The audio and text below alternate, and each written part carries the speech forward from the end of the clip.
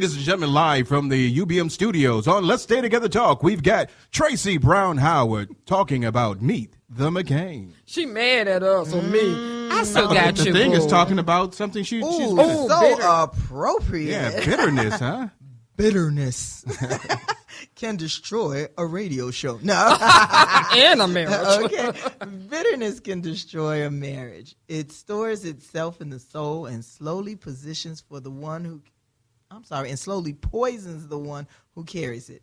It's a blade meant for another that eventually severs the hand that tightly conceals it. Oh, my God. So, questions today, ladies and gentlemen.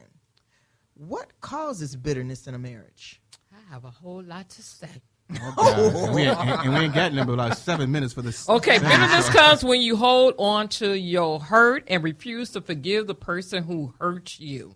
Most of the time, this comes as a result of ongoing actions of small nature, misunderstanding, misuse of finances, harsh comments, the buildup. That causes problems, and that's that slow poison that seeps into a person. Okay, so I'm not going to give the Wikipedia version of this. No, that's me writing how I feel. Is that what you wrote? Oh, my God, you got a lot of bitterness going over there. What else I basically say about what bitterness derives from when two people are not communicating effectively. When you get to a point where you get bitter about something, that means that you're not talking to each other about issues that you should be able to resolve. And so if the man is not listening to the woman, there becomes an anger or a bitterness that comes in there. And so it comes by the lack of communication or being on one accord, as the Bible would say, and that we have to be able to be at a point where we remove the bitterness out of the relationship. But it can come in multiple ways, but most of the times it's because of a mental or verbal lack of communication. Ooh. Textbook or Rick? Okay. That's Rick's textbook. Mm-hmm. Okay. I want to be bitter. What's wrong with bitterness? Oh, girl, bitterness is Brenda's version. Bitterness harbors unforgiveness. It doesn't want to repent.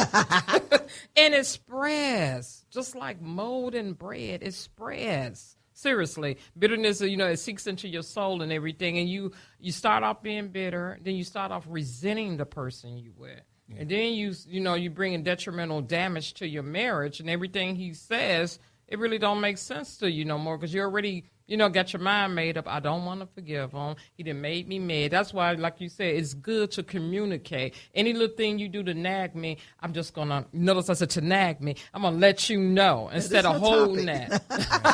Well, and of course I never nag her, so that never happens. But, he's perfect. Only person that's perfect is Jesus, but, I'm okay. But let me just say this with bitterness. Bitterness is a spice that divides the covenant relationship.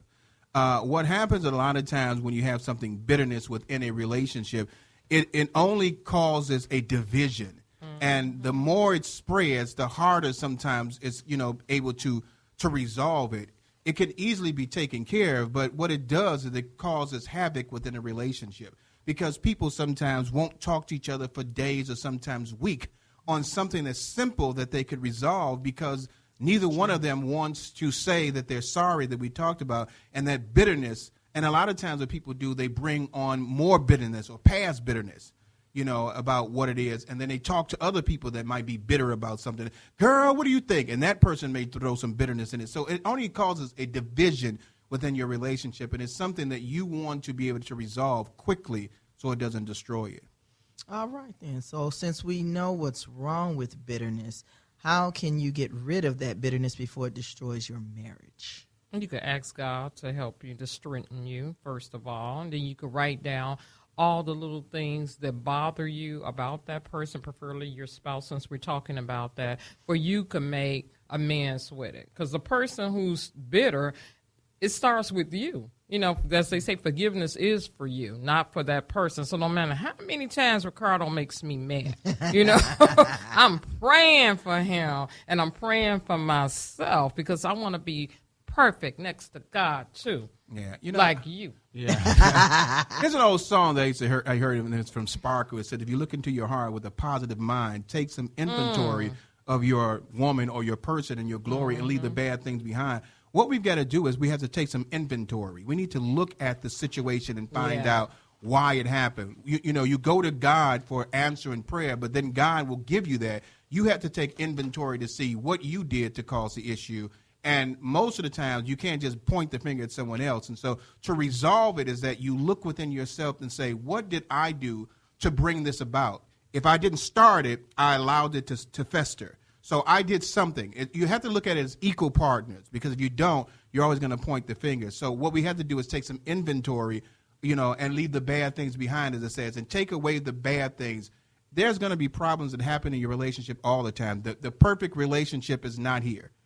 But when you take inventory and then you try to look at it and say, we're going to push this aside, we're not going to allow it to destroy us, that's how you're able to not only remove bitterness at that time, you set a record, a foundation on how it's done. And so that means that the bitterness, when it comes again, it's less, because you already set a pattern of what you're going to do to remove it. All right. Thank you, ladies and gentlemen. So that's more on Meeting the McCains. All right. So thank you very much, Tracy.